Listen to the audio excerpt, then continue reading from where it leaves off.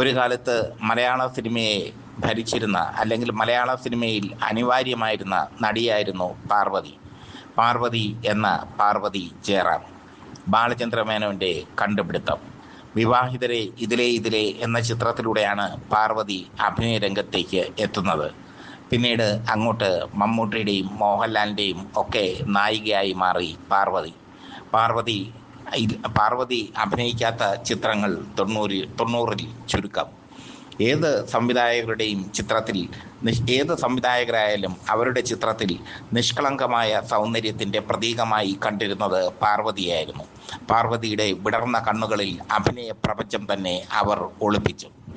തമിഴിൽ പാർവതി ഒന്ന് പോയി നോക്കി. പക്ഷേ തമിഴിൽ പോയപ്പോൾ പാർവതിക്ക് കൈപൊള്ളുകയും ചെയ്തു. ത്യാഗരാജൻ നായകനായ പൂക്കൾ ഭൂകമ്പം എന്ന സൂപ്പർ ഹിറ്റ് ചിത്രത്തിലൂടെയാണ് പാർവതി തമിഴകത്ത് അരങ്ങേറ്റം നടത്തിയത്.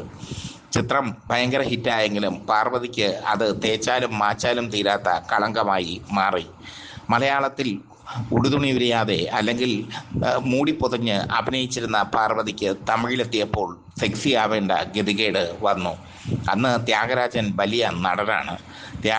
വലിയ നടനാണ് എന്ന് മാത്രമല്ല, അക്കാലത്തെ തമിഴകത്തെ സൂപ്പർ താരങ്ങളിൽ ഒരാൾ കൂടിയാണ്.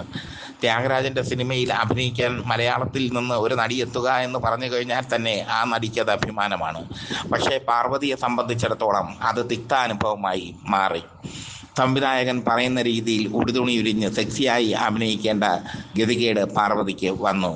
ആ ചിത്രത്തിൽ പാർവതിയുടെ തുടകളും പാർവതിയുടെ അണിവയറും ഒക്കെ പ്രേക്ഷകർ കണ്ടു. പാർവതി അതേക്കുറിച്ച് പിന്നെ പറഞ്ഞത് ഇങ്ങനെ: ഞാൻ മലയാളികൾക്ക് ബേബി ശാലിനിയാണ്. തമിഴകത്ത് പോയപ്പോൾ എനിക്ക് പാളിച്ച പറ്റി.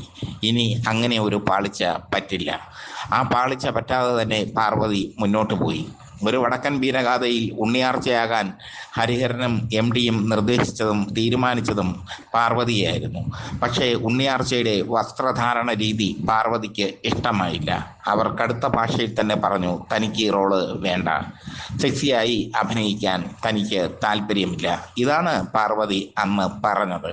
പക്ഷേ പാർവതി അതിനു മുമ്പ് തന്നെ സെക്സിയായി അഭിനയിച്ച് അതിൻ്റെ അനുഭവിച്ച് അറിഞ്ഞതാണ്. വടക്കം വീരഗാഥ പാർവതി നിഷേധിച്ചപ്പോൾ മാധവി നായികയായി. മാധവി അതിലൂടെ തൻ്റെ കരിയർ വാനോളം ഉയർത്തുകയും ചെയ്തു. യഥാർത്ഥത്തിൽ വടക്കൻ വീരഗാഥയിൽ പാർവതിയാണ് അഭിനയിച്ചിരുന്നെങ്കിൽ മാധവിയുടെ അത്ര തിളക്കം, മികവ് ഉണ്ടാകുമായിരുന്നില്ല. എന്തായാലും പാർവതി വടക്കൻ വീരഗാഥ ഒഴിഞ്ഞത് സെക്സിയാവാൻ മടിച്ചാണ്. പക്ഷേ തമിഴകത്ത് പാർവതിയുടെ നമ്പരൊന്നും നടന്നില്ല. തമിഴകത്ത് പോയി കഴിഞ്ഞാൽ ഏത് നടിയായാലും ഉടുതുണി ഉരിയണം എന്നൊരാപ്തവാക്യം അക്കാലത്ത് ഉണ്ടായിരുന്നു.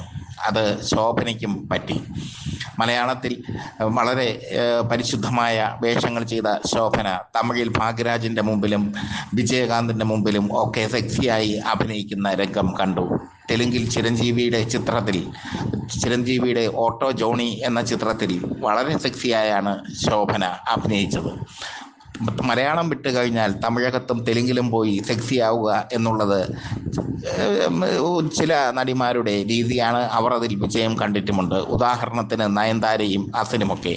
പക്ഷേ പാർവതിയെ പോലുള്ള നടിമാർ അവർ ശക്തമായ ഒരു തീരുമാനം തന്നെ എടുത്തു. ഒരിക്കൽ ചൂടുവെള്ളത്തിൽ വീണ പൂച്ച പിന്നീട് പച്ചവെള്ളം കാണുമ്പോഴും പേടിക്കും. അതുകൊണ്ട് തന്നെ പൂക്കൾ ഭൂകമ്പത്തിന് ശേഷം ഒരുപാട് അവസരങ്ങൾ പാർവതിക്ക് ലഭിച്ചെങ്കിലും പാർവതി തമിഴ് സിനിമ സ്വീകരിച്ചില്ല. തമിഴ് സിനിമയിലേക്ക് പാർവതി പോയില്ല. അതാണ് പാർവതിയുടെ വ്യക്തിത്വം. അതാണ് പാർവതിയുടെ പ്രത്യേകത. പാർവതി ഇപ്പോൾ പാർവതി ജയറാമാണ്. സിനിമയിൽ നിന്നെല്ലാം അകന്ന് നല്ലൊരു വീട്ടമ്മയായി പാർവതി കഴിയുന്നു. പാർവതിയുടെ മനസ്സിൽ പൂക്കൾ ഭൂകമ്പം എന്ന ചിത്രം കാണില്ല. കാരണം പാർവതി മറക്കാൻ ആഗ്രഹിക്കുന്ന ചിത്രമാണ് അത്.